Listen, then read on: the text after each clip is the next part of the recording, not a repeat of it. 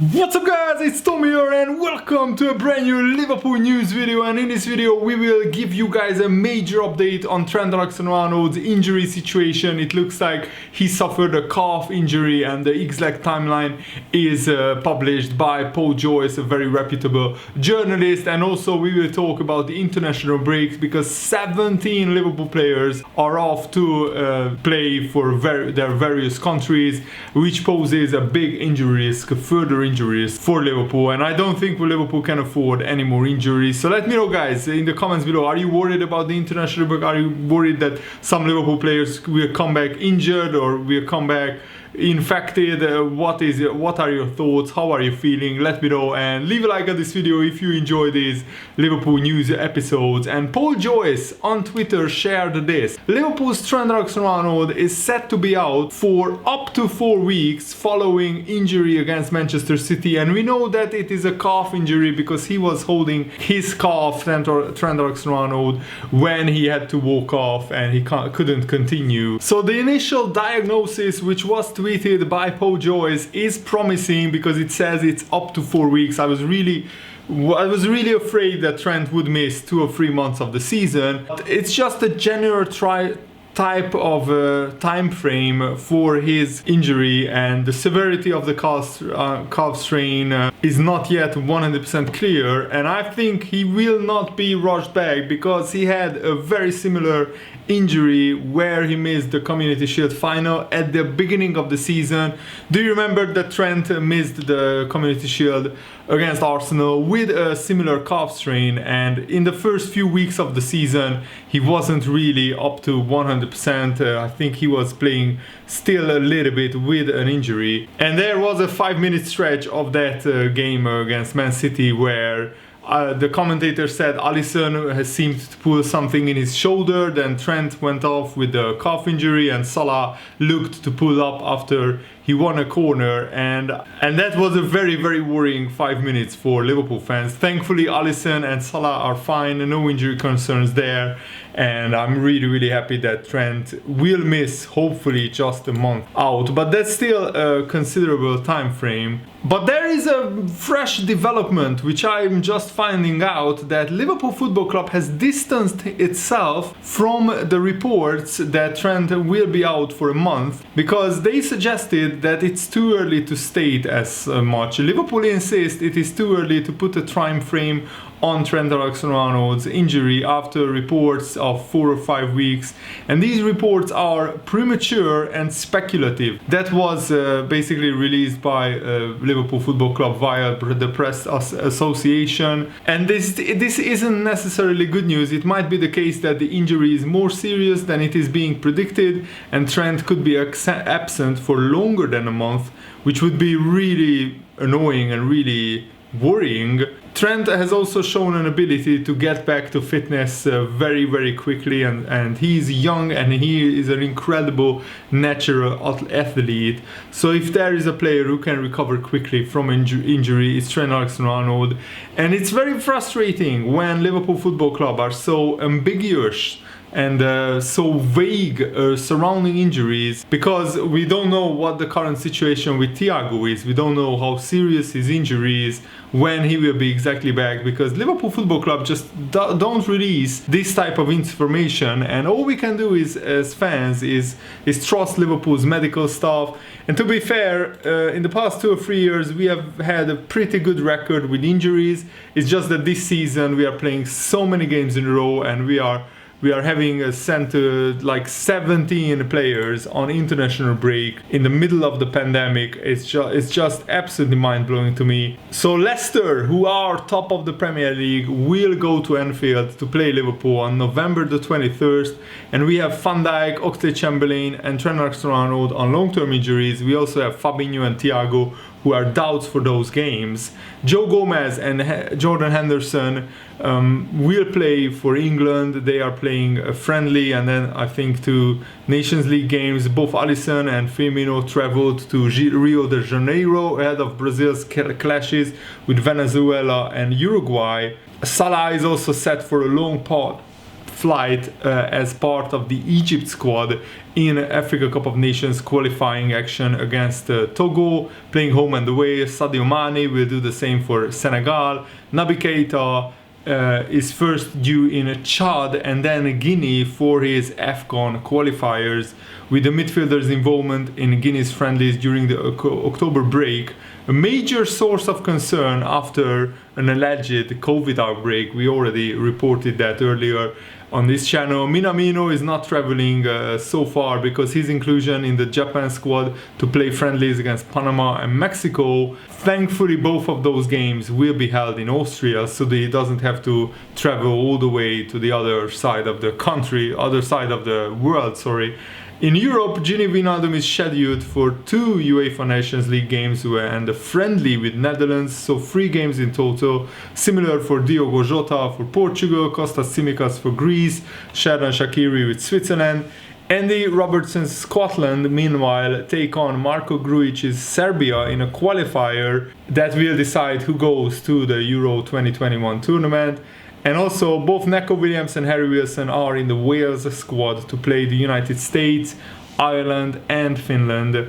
Curtis Jones and Rhys Williams are in the under-21 England squad to play Andorra and Albania, while Harvey Elliott will join the under-19s for a training camp. The notable omission for this break is Divock Origi, who is not part of the Belgium squad, Adrian Milner, Matip, Nat Phillips, and hopefully the recovering Fabinho and Thiago also not going on international break. So there is very few players actually staying back at Liverpool training in this international break. And Gary Neville said that Liverpool, with their new formation, caught out Man City and they were shell-shocked in the first 30 minutes of the Man City-Liverpool game. This is what Gary Neville said. I think in the first half it was a demonstration of how brilliant these two teams can be, the exhibition they put on and the Premier League can put on. The second half showed maybe how long we've got left in this season. I think both teams went in at halftime and said, we've got to calm this down a little bit. I think with Man City being where they are,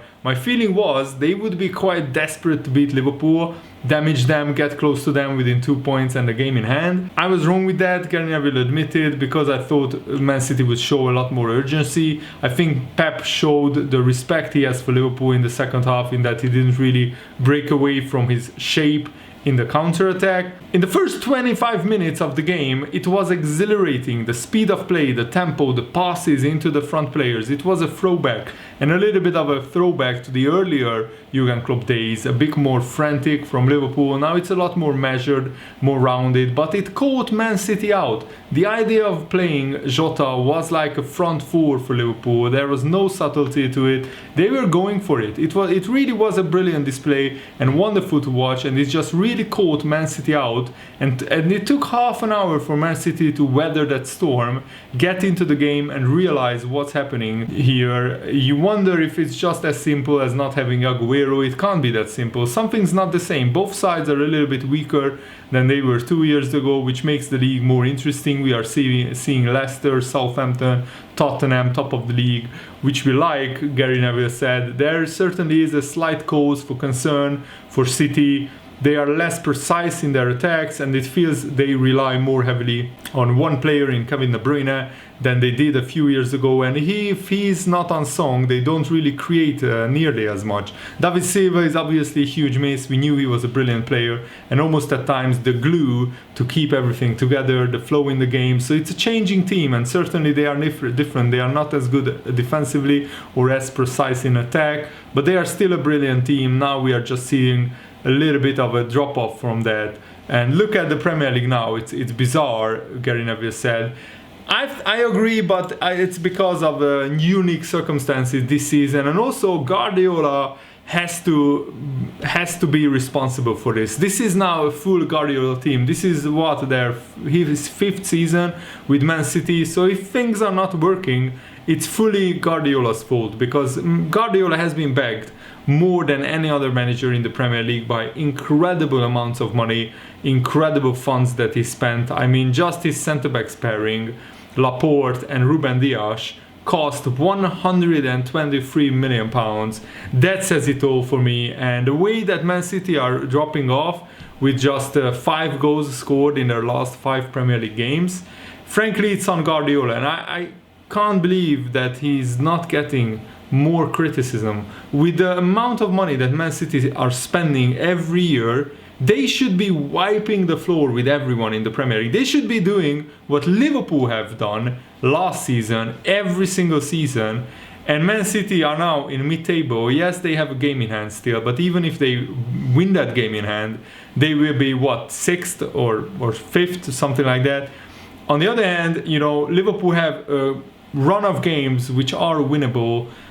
Maybe the Leicester game is tough, but it's at Anfield. You expect Liverpool to win that. And after that, we have a run of games where we can pick up a lot of points. And hopefully Liverpool can pull clear while the other teams are beating each other and all kinds of things.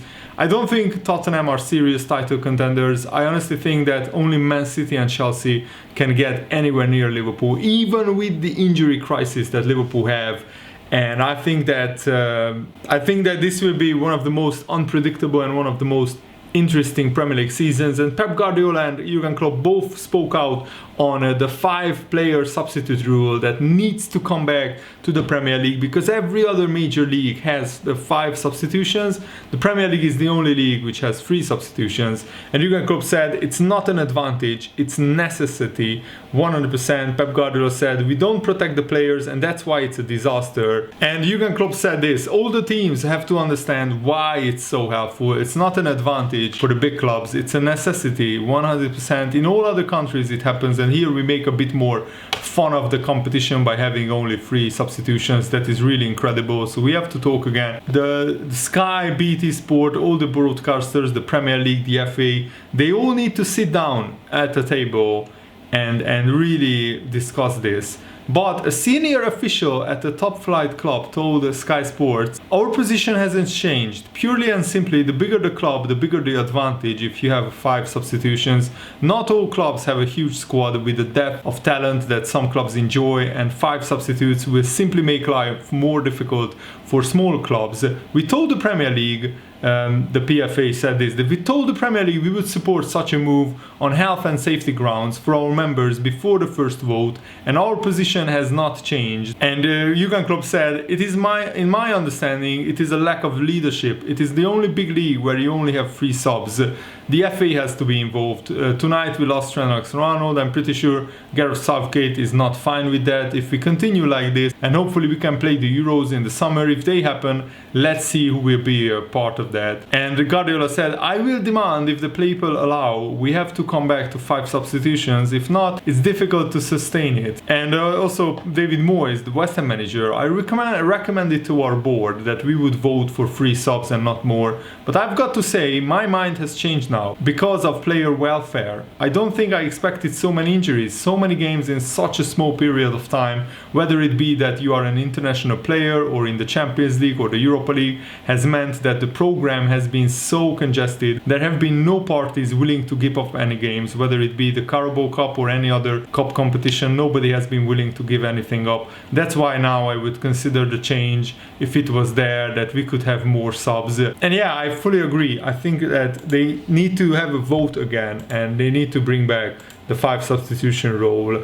Otherwise there will be just more injuries, and who wants top players missing big games? That doesn't suit anybody really. And Gary Neville said something pretty outrageous, that Tottenham has the attacking players and Jose Mourinho has the attacking players to deliver a Premier League title for Tottenham, but he still is not convinced that they can do it.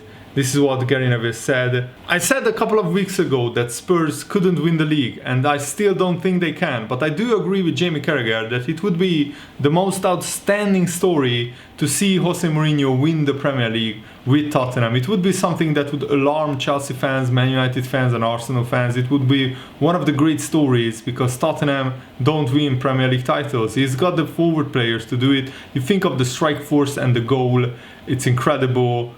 And Carragher said, I obviously want Liverpool to win the Premier League, but if someone else were to win it, I would love to see Jose Mourinho win again. Mourinho has had so much thrown at him recently, accusations that he is yesterday's man, his football is from a different era. I would love to see him win again and almost stick two fingers up at the pundits and the press and whoever. It would be a good story for Mourinho to do that again. After what he has achieved in his career, he still gets a lot of criticism because he rubs people up the wrong way at different times, but it would be nice to see him win again in a different way. There was no bigger fan of Mauricio Pochettino than me, Carragher continued, but his team was done and it needed to evolve and change. When Jose came in, things were a bit stop-start last season, and I don't think for 1 minute that anyone involved with Tottenham thought about challenging for the title this season. It would have all been about getting into the top 4, but because this season has been so strange, Liverpool losing Van Dijk, Man City not looking right and having already dropped 8 points, if there is ever going to be a chance when someone does do something, this will be the season. Interesting. What do you think about that? In the comments below, I would love to hear it. I don't think Tottenham will win the Premier League, but they have the players to do it. I just don't think they have the midfield and the defense to do it. But stranger things have happened. If Man City, Liverpool and Tottenham Man City, Liverpool and Chelsea drop too many points, then who knows, Tottenham could sneak in. Let me know your thoughts in the comments below, and thanks for watching, guys. See you later, have a nice day, goodbye.